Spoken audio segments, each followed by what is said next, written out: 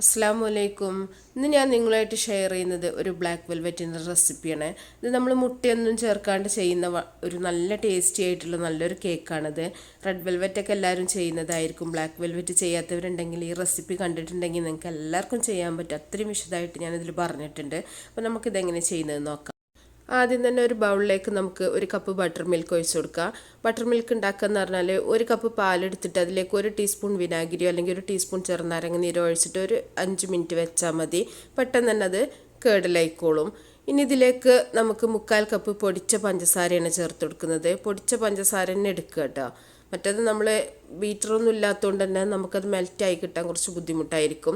അപ്പോൾ ഒരു വിസ്കോ അല്ലെങ്കിൽ ഒരു ഫോർക്കോ ഒരു തവിയോ എന്തെങ്കിലും വെച്ചിട്ട് നമുക്കിതൊന്ന് നന്നായിട്ടൊന്ന് മിക്സ് ചെയ്യാം. നമ്മളിതിന് ബീറ്റർ യൂസ് ചെയ്യുന്നില്ല കേട്ടോ. അപ്പോൾ നന്നായിട്ട് തന്നെ ഇതൊന്ന് മിക്സ് ചെയ്തെടുക്കുന്നുണ്ട്. ഇനി ഇതിലേക്കൊരു 1/4 കപ്പ് ഓയിൽ ചേർക്കുക. ഇതിന് പകരം ബട്ടർ വേണമെങ്കിൽ ചേർക്കുക. വെളിച്ചെണ്ണ അല്ലാത്ത ഏത് ഫ്ലേവർലെസ് ആയിട്ടുള്ള ഓയിലും ചേർക്കുക കേട്ടോ.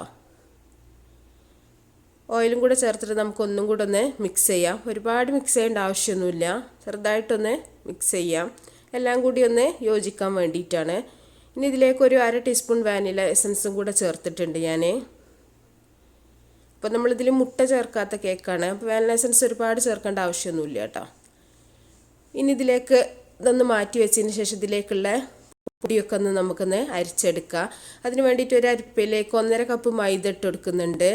ഇനി 1.5 കപ്പ് കറക്റ്റായിട്ട് തന്നെ അളന്നിട്ട് നിങ്ങൾ എടുക്കുക കേട്ടോ. ഇനി ഇതിലേക്ക് ഒരു 1/2 ടീസ്പൂൺ ബേക്കിംഗ് സോഡയാണ്. അപ്പോൾ 1 ടീസ്പൂൺ ബേക്കിംഗ് പൗഡറാണ്. ഇനി ഒരു പിഞ്ച് ഉപ്പും കൂടെ ഇട്ടിട്ട് നമുക്കിതൊന്ന് നന്നായിട്ടൊന്ന് അരിച്ചെടുക്കാം.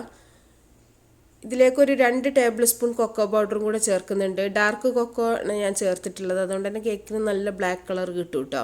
ബ്രൗൺ ആണെങ്കിൽ അത്രയും കളർ നമുക്ക് ഈ ഒരു കേക്കിന് കിട്ടൂല. അപ്പോൾ ഡാർക്ക് കൊക്കോ പൗഡർ തന്നെ എടുക്കുക.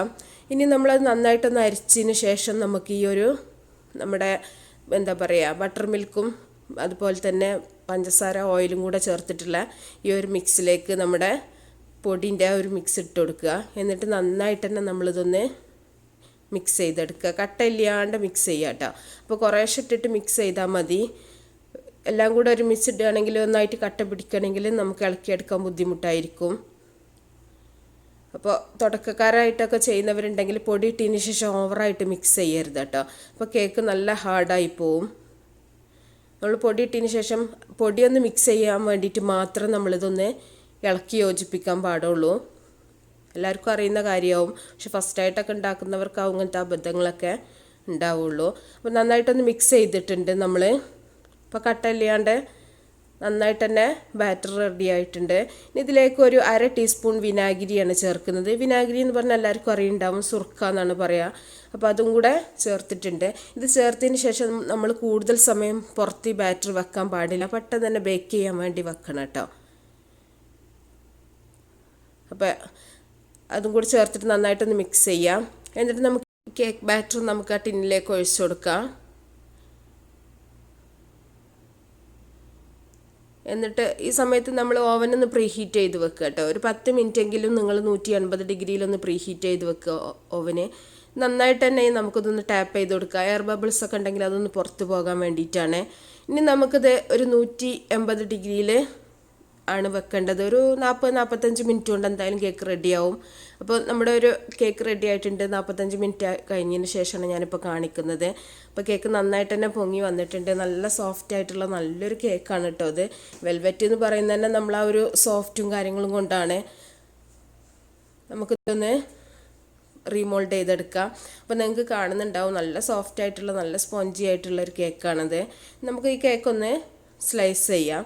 അപ്പോൾ നമ്മുടെ ടിന്നിനനുസരിച്ചിരിക്കും നമ്മുടെ കേക്കിൻ്റെ ഹൈറ്റും കാര്യങ്ങളൊക്കെ കേട്ടോ. അപ്പോൾ ഞാനിപ്പോൾ 2 സ്ലൈസ് ആക്കിയിട്ടാണ് കേക്ക് എടുക്കുന്നത്. അതിൻ്റെ മുകളിലത്തെ ഭാഗം ഒന്ന് വേണമെങ്കിൽ നമുക്ക് ചെറുതായിട്ടൊന്ന് കട്ട് ചെയ്തിട്ട് ഒന്ന് മാറ്റാം. നമുക്ക് ഡെക്കറേഷന് വേണ്ടിയിട്ട് യൂസ് ചെയ്യാം കേട്ടോ. ഒന്ന് പൊടിച്ചെടുത്താൽ മതി. അപ്പോൾ ഞാൻ 2 സ്ലൈസ് ആക്കിയിട്ട് കേക്ക് എടുത്തിട്ടുണ്ട്. ഇനി ഇത് മാറ്റി വെച്ചതിന് ശേഷം നമുക്കിതിലേക്കുള്ള വിപ്പിംഗ് ക്രീം റെഡിയാക്കാം. ഇത് നന്നായിട്ട് ചൂടാറിയതിന് ശേഷം വേണം നമ്മൾ കേക്ക് ഐസിങ് ചെയ്യാനായിട്ട് കേട്ടോ. അതും കൂടെ ശ്രദ്ധിക്കുക. അപ്പോൾ ഞാനിവിടെ ഡ്രീം വിപ്പിൻ്റെ വിപ്പിംഗ് പൗഡർ വെച്ചിട്ടാണ് ഈ വിപ്പിംഗ് ക്രീം റെഡിയാക്കുന്നത്. ഒരു 300 ml തണുത്ത പാലാണ് ഒരു ബൗളിലേക്ക് ഒഴിച്ചു കൊടുക്കുന്നത്. അപ്പോൾ തണുത്തിട്ടുള്ള പാൽ തന്നെ എടുക്കുക കേട്ടോ. ഇതിലേക്ക് 3 സാക്കറ്റാണ് ഞാനിവിടെ യൂസ് ചെയ്യുന്നത്. അപ്പോൾ അതിന് 300 ml പാലിലേക്ക് 3 സാക്കറ്റ് ഇട്ടാൽ കറക്റ്റായിട്ട് തന്നെ നല്ല തിക്കായിട്ട് തന്നെ വരും. അപ്പോൾ നമുക്കതൊന്ന് പാക്കറ്റൊന്ന് പൊട്ടിച്ച് ഇതിലേക്ക് ഇട്ട് കൊടുക്കുക. എന്നിട്ട് ആദ്യം നമ്മൾ ചെറിയ സ്പീഡിലിട്ടിട്ട് ബീറ്റ് ചെയ്തെടുക്കുക. നന്നായിട്ട് മിക്സ് ആയതിന് ശേഷം പിന്നെ ലാസ്റ്റിക്കാണ് നമ്മൾ നല്ല ഹൈ സ്പീഡിലിടേണ്ടത്. ഇതിലേക്ക് ഒരു 2 ടേബിൾ സ്പൂൺ പൊടിച്ച പഞ്ചസാരയാണ്, അതുപോലെ 1 ടേബിൾ സ്പൂൺ കോൺഫ്ലോറും കൂടെയാണ് നമ്മളിതിലേക്ക് ചേർക്കുന്നത്. കോൺഫ്ലോർ ചേർക്കുന്നത് കുറച്ചും കൂടെ നല്ല തിക്കായിട്ടിരിക്കാൻ വേണ്ടിയിട്ടാണ്. അപ്പോൾ ഇതിൽ ഓൾറെഡി പഞ്ചസാര അതുപോലെ വാനിലൻ്റെ ഫ്ലേവറൊക്കെ ഉണ്ട് കേട്ടോ. അപ്പോൾ അത് കൂടുതലായിട്ട് നമ്മൾ ചേർക്കേണ്ട ആവശ്യമില്ല. എന്നാലും കുറച്ചൊരു മധുരത്തിന് വേണ്ടിയിട്ട് ആണ് നമ്മൾ 2 ടേബിൾ സ്പൂൺ പൊടിച്ച പഞ്ചസാര ചേർത്തിട്ടുള്ളത്. അപ്പോൾ നന്നായിട്ട് തന്നെ ബീറ്റ് ചെയ്തെടുക്കുക. അപ്പോൾ ലാസ്റ്റ് ആകുമ്പോൾ നല്ല കട്ടിയായിട്ട് തന്നെ വരും. അപ്പോൾ നമ്മൾ ബീറ്റർ ബ്ലേഡിൽ നിന്ന് ചാടാത്തൊരു ആ ഒരു വിധത്തിൽ ആക്കിയിട്ട് വേണം നമ്മൾ എടുക്കാനായിട്ട്. അതാണ് ശരിക്കും അതിൻ്റെ ഒരു കൺസിസ്റ്റൻസി കേട്ടോ. ഇനി നമുക്കിത് കേക്ക് ഐസിങ് ചെയ്യാം. എല്ലാവർക്കും അറിയുന്ന കാര്യം തന്നെയാണ്. കുറച്ച് വിപ്പിംഗ് ക്രീം ഇട്ടിട്ട് നമുക്കൊരു സ്ലൈസ് കേക്ക് വെച്ചിട്ട് നന്നായിട്ട് തന്നെ ഷുഗർ സിറപ്പ് ഒഴിച്ച് കൊടുക്കുക. ഷുഗർ സിറപ്പ് എത്രത്തോളം ഒഴിക്കുന്നോ അത്രത്തോളം കേക്ക് സോഫ്റ്റ് ആയിരിക്കും കേട്ടോ. കേക്ക് നന്നായിട്ട് തന്നെ നനച്ച് കൊടുക്കുക. അപ്പോഴാണ് ആ ഒരു കേക്കിന് കറക്റ്റ് ടേസ്റ്റും ഉണ്ടാവും, നല്ല കഴിക്കുന്ന സമയത്ത് നല്ല സോഫ്റ്റും ആയിരിക്കും. ഇനി നമുക്ക് ക്രീമൊന്ന് വെച്ചിട്ട് അടുത്ത ലെയറൊന്ന് വെച്ച് കൊടുക്കുക. എല്ലാവർക്കും അറിയുന്ന കാര്യം തന്നെയാണ്. അപ്പോൾ അധികം വിചാരിക്കും ഇങ്ങനെ നമ്മുടെ വിപ്പിംഗ് പൗഡർ വെച്ചിട്ട് എത്രത്തോളം കേക്ക് നമുക്ക് ഐസിങ് ചെയ്യാൻ പറ്റില്ലേ എന്നൊക്കെ ഉള്ളത്. കറക്റ്റായിട്ട് തന്നെ ചെയ്യാൻ പറ്റും കേട്ടോ. പിന്നെ നമ്മൾ കുറച്ച് തണുപ്പിച്ചൊക്കെ എടുക്കുകയാണെങ്കിൽ കുറച്ചും കൂടെ തിക്കായിരിക്കും. ഞാനിപ്പോൾ ഡയറക്റ്റ് അങ്ങോട്ട് യൂസ് ചെയ്യാണ്, ഫ്രിഡ്ജിലൊന്നും വെച്ചിട്ടില്ല കേട്ടോ.